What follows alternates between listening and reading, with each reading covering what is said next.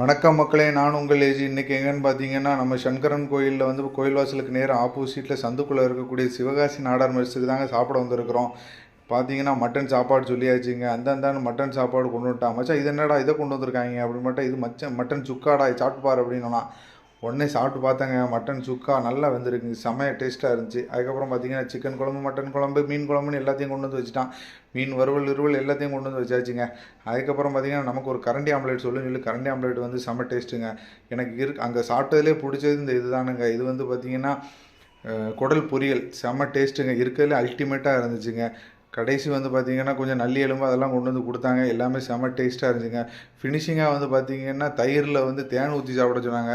சத்தியமாக இந்த காம்பினேஷன் எனக்கு பிடிக்கவே இல்லைங்க. உங்களுக்கு பிடிச்சிச்சின்னா சொல்லுங்கள். அதுக்கப்புறம் அப்படியே லைட்டாக அவங்களோட கிச்சன்லாம் ஒரு ரவுண்ட் அடித்தேங்க.